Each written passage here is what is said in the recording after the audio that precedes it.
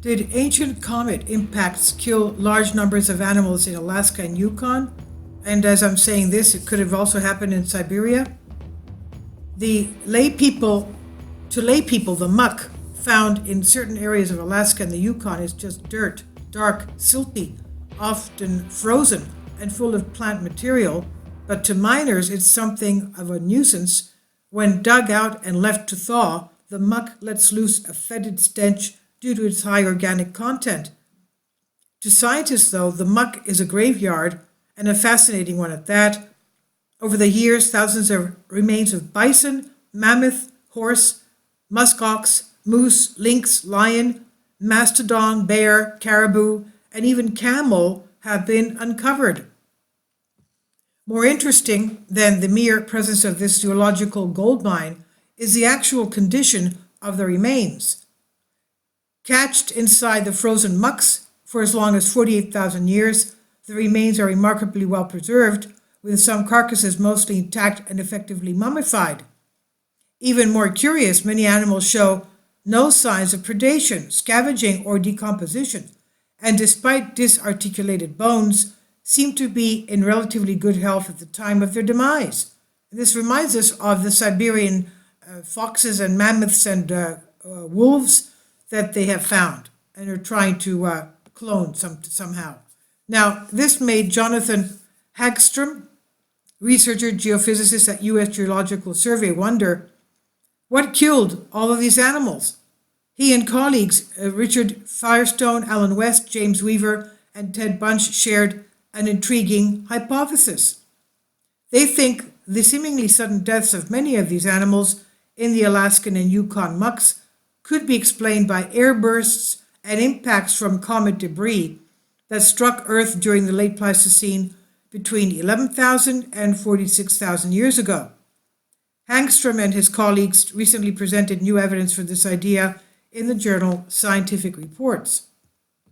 Let's remember we had the Clovis comet around 13,000 years ago, which put an end to the Clovis culture of North America and the large megafauna and flora, the woolly mammoths and the sloths, etc.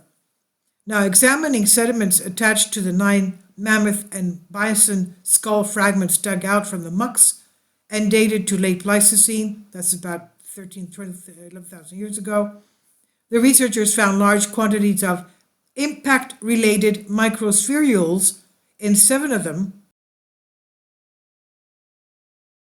Finally, support my Patreon account.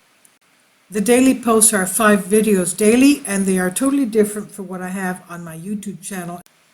Thank you so much for your support and that you find all my content so interesting. You'll find the Patreon account details in the description box. So they found these microspherules in 7 of them, and these microscopic grains have compositions and characteristics similar to those of grains discovered at known impact craters. So that's their proof. Hagstrom and his colleagues suggest that the abundance of these microspherules indicates that the animals died as a result of air bursts or impacts from astronomical objects. And please look at you can watch the video just before this one having to do with the, 2 videos before this one. If an asteroid impact does not cause catastrophe, the air burst will, the winds will. Okay, the winds and heat will. It can even explode organs, the animal organ, our organs. The air shock on the atmosphere is so big.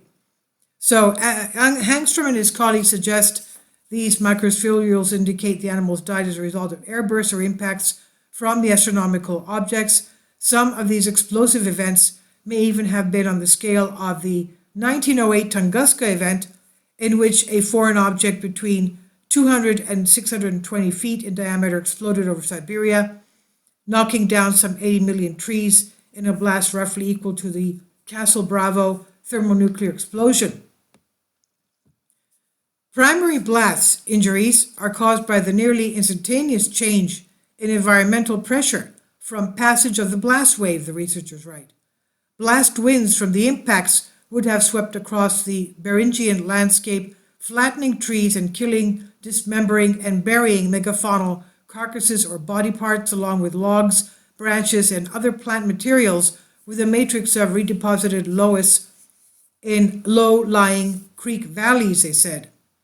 The current findings play into the Younger Dryas impact hypothesis, that's the Clovis Comet about 13,000 years ago, which states that cosmic impacts and not humans may have caused most of North America's large animals to go extinct during the late Pleistocene. This hypothesis is widely contested, though, and many scientists contend there is no good evidence for it, instead favoring the idea that humans hunted megafauna to extinction.